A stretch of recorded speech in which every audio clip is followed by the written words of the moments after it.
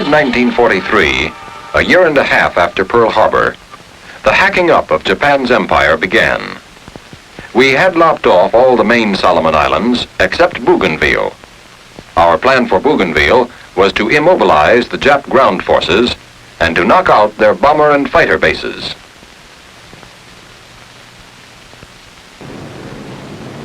Softening up operations began in July.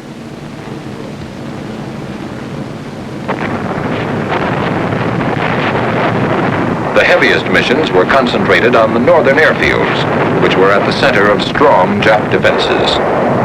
Airstrips, supply dumps, planes, and shore installations were shot up with methodical regularity.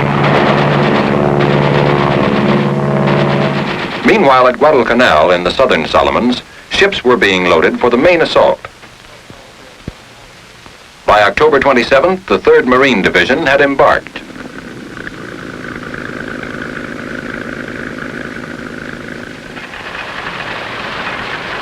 The convoy, to deceive Jap reconnaissance, during the night swung hard to port and cut an arc toward the west coast of Bougainville. Pouring in their fire unopposed, our warships, in coordination with dive bombers, thoroughly pounded the landing area on D-Day, November 1st. Long before dawn, the Marines piled into their assault boats. 0645 hours. Landing points, an inshore island named Puruwata, and a promontory called Cape Torokina. The first assault boats drew only sporadic enemy fire. But soon the Japs were trying desperately to break up our landing operations. Their continuous air attacks delayed unloading the ships. But our airmen and anti-aircraft sharpshooters brought down 18 Japanese planes.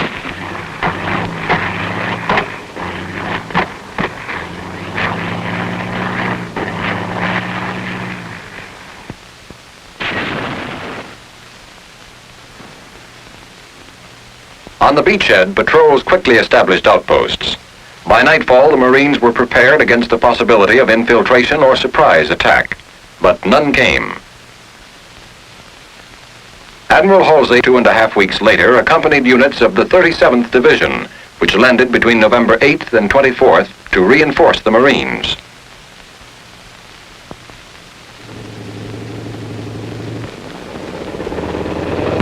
The Jap Air Force, a few days later, made a major strike against our beachhead and succeeded in firing several of our gasoline and oil dumps. Until these losses were replaced, our troops carried on only limited operations towards extending our perimeter.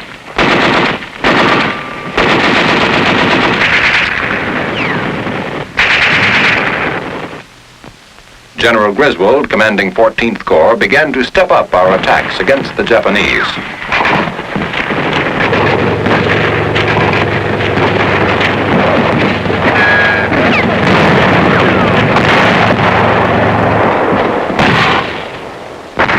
Casualties mounted sharply as we beat down suicidal attempts to infiltrate our lines.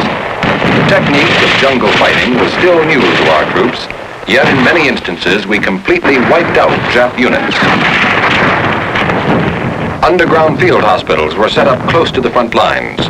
Medics often performed surgical operations while enemy shells exploded within a radius of 50 yards. Engineers and Seabees, meanwhile, had begun building 3 airstrips. By January, 2 months after our initial landing, 2 runways for fighter planes and 1 for bombers were in operation. We utilized C-47 transport planes to supply our troops fighting in the forward areas. It was a welcome improvement over the drudgery of pack carrying through swamps and jungles.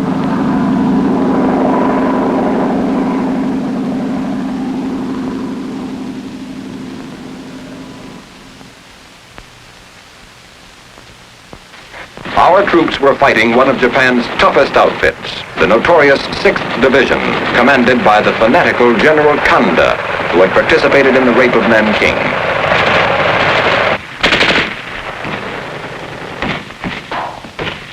Captured enemy maps and documents tipped us off to an impending all-out attack against our beachhead. This was early in March, 4 months after our landing on Bougainville. The maps and documents gave us a general idea of the Jap plan of battle and probable jump-off date, March 10th. Before the Japs moved, we had redisposed our forces and coordinated all our positions. We were ready.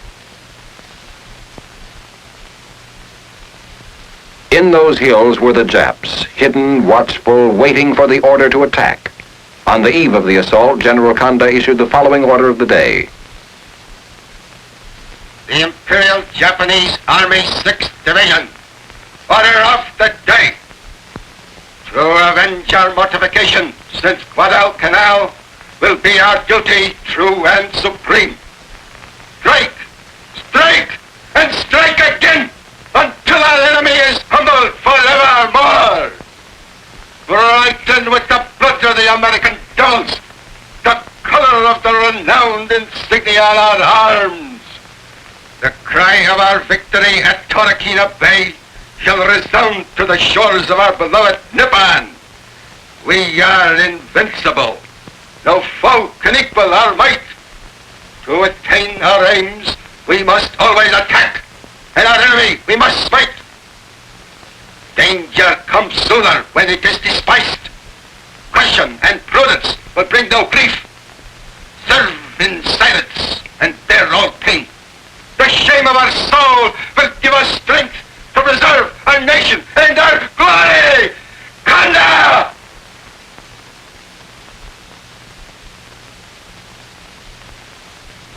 With cool precision, our artillery met the first shock of the enemy's onslaught.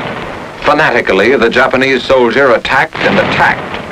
For had not his commander declared, "We are invincible, no foe can equal our might," and had not he ordered, "Strike, strike, and strike again, preserve our nation and our glory."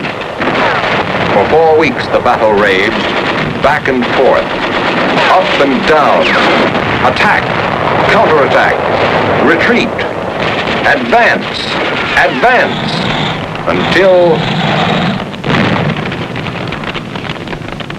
we killed more than 8,000 Japs. Our troops buried 5,370 of them.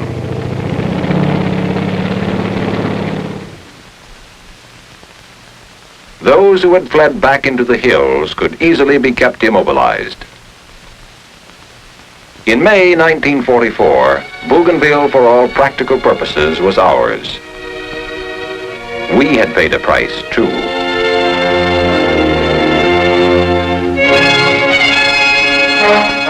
But our living soldiers here on Bougainville found rest and recreation.